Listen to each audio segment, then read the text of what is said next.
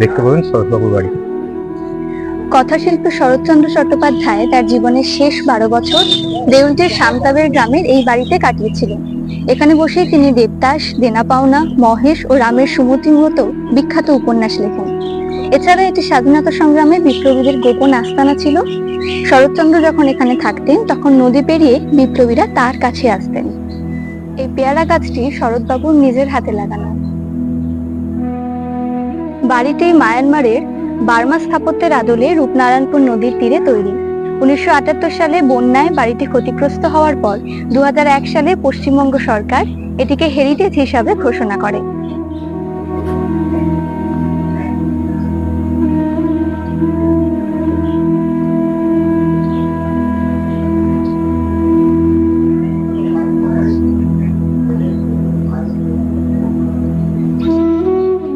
এটা লেখার ঘর।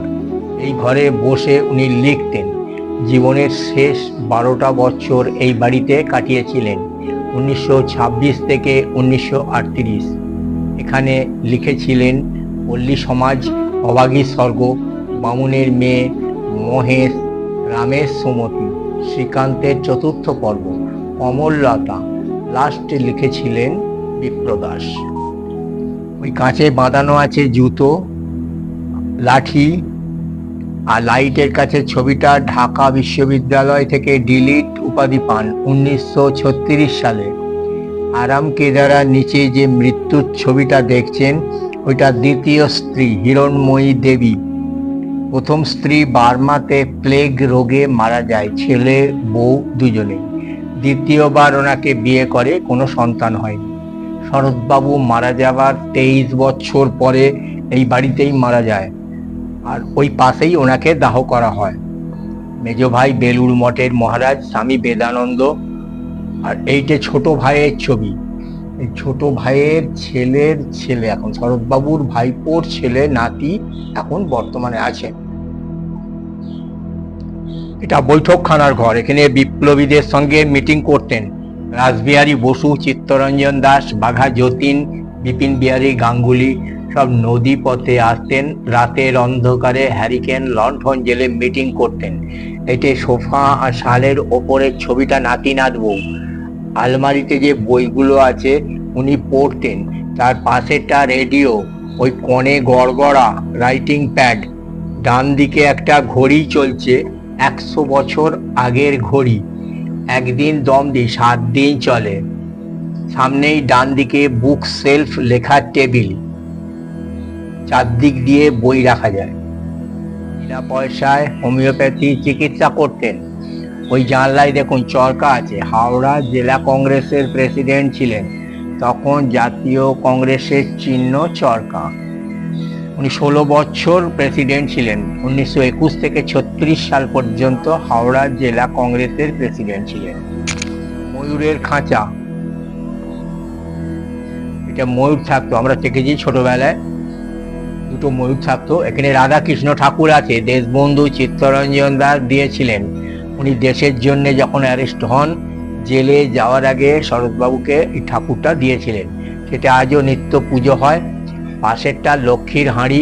আলমারির কোণে হোমিওপ্যাথি ওষুধ। গ্রামের গরিবদের বিনা পয়সায় চিকিৎসা করতেন। এই ঘরটিতেই শরৎবাবু এককালে পুজো পাঠ করতেন। আর পাশে এটা যেটা দেখছেন একদম পুরাতন আদলে বুঝতে পেরেছেন এটা ধানের গোলা। আর রইল যেটা, সেটা হচ্ছে এই জায়গাটি। এই জায়গাটিতে শরৎবাবুর রান্নাঘর ছিল। শরৎবাবুর দ্বিতীয় স্ত্রী হিরণময়ী দেবী এই ঘরেই মারা যান। শরৎচন্দ্রবাবু নারী শিক্ষার প্রসারে 1925 সালে একটি বিদ্যালয় স্থাপন করেছিলেন এই এলাকা। চলতি বছর কথা সাহিত্যিকের 150তম জন্মবর্ষ। সেই উপলক্ষে তার জন্মস্থান হুগলি থেকে দেউলটি পর্যন্ত এক বিশেষ শোভাযাত্রার আয়োজন হতে চলেছে। প্রতি বছর এখানে শরৎ মেলা হয়। রাজ্য সরকার এই মেলাকে নতুনভাবে সাজিয়ে তুললে শরৎচন্দ্র অনুরাগীরা খুশি হবে এবং এলাকার মানুষদের আয় বাড়বে বলেও আশাবাদী স্থানীয়রা।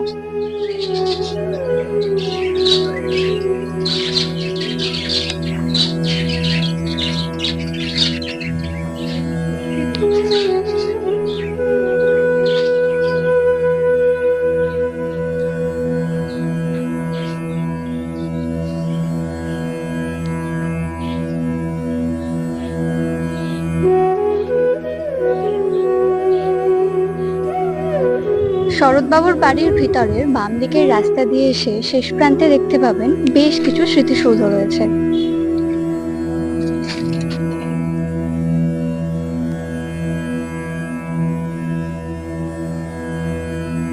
শরৎবাবুর বাড়ির সামনের রাস্তা দিয়ে এলে প্রথমেই দেখতে পাবেন পার্কিং এরিয়া, ও তারপর কিছু দূর এলেই দেখা যাবে শরৎ স্মৃতি উদ্যান।